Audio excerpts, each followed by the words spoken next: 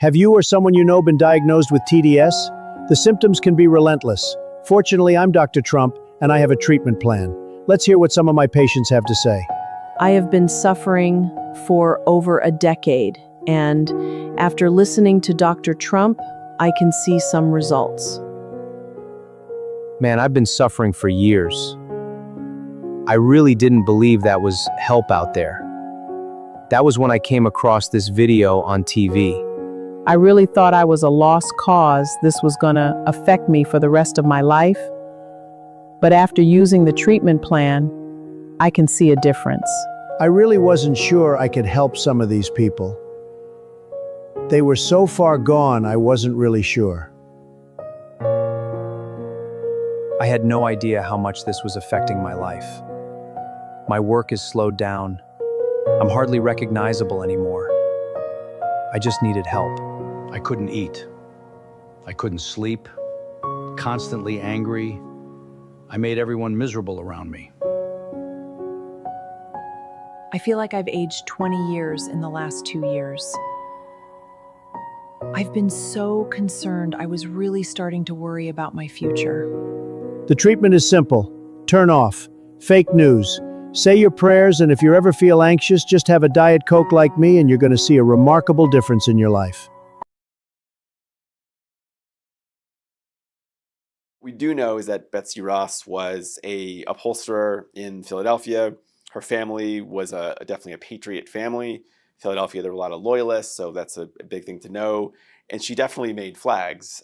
She also had definitely in 1774 had done some work for George Washington, some bed hangings. So it's entirely plausible, I would even say probable, that he or someone high-ranking approached her.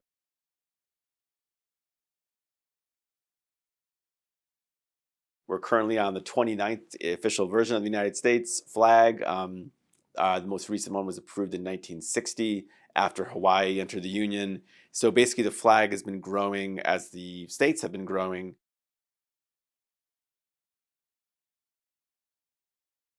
We've gone through lots of the iterations because the design is supposed to be the stripes and the stars representing two different things. One would be the states individually, and then the other part would be the union of those states. The canton in the flag, that's the corner, that's supposed to represent the union. The blue is supposed to be like the night sky, and the stars are like stars in the sky. The idea being that the United States was had to be invented, had to be created because they weren't naturally or otherwise united. They weren't naturally or otherwise a nation. And so the symbol was really, really important.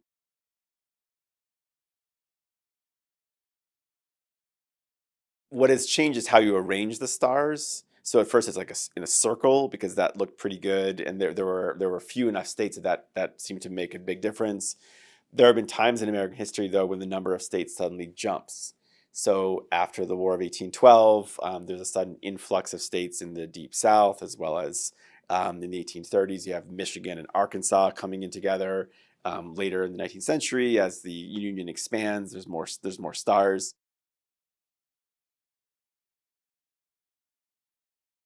It's only after the War of 1812 that people begin to describe the United States as a nation and Americans as a nationality. And that is really, really crucial because the flag became later the ultimate symbol of nationalism, as opposed to this older way where the flags plural are for localities or towns, but not for a newfangled thing like the United States.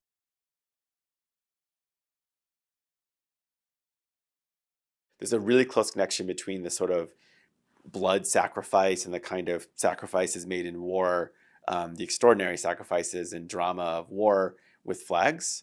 And just to sort of carry the point further, I would say the American flag has become more important. It became more important in the 19th and 20th century than previously because Americans' national experience has become so much more national scale.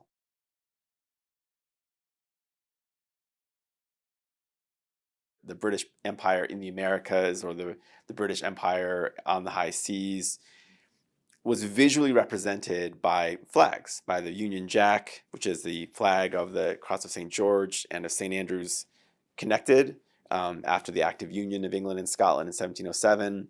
But the other really recognizable flag on the high seas would be the East India Company. And the fact that the United States, creating a republic, breaking away from the empire, seceding from the empire, committing treason against the monarchy, high treason, took the flag of the empire's most powerful trading company and turned it into the flag of a republic is just really fascinating. I think our flag is a wonderful flag. It's visually striking. There's an important intentional design behind it. That there were this number of independent places that came together to form something new. And I suppose it's even neat that the canton and the part was supposed to be stars in the sky. That can change, but they're all supposed to stay together. And hopefully we can be reminded of that. My name is Jason Opal. It's Jasonopal. And your title? I am the Dean and Director of Ohio State University at Mansfield and a professor of history.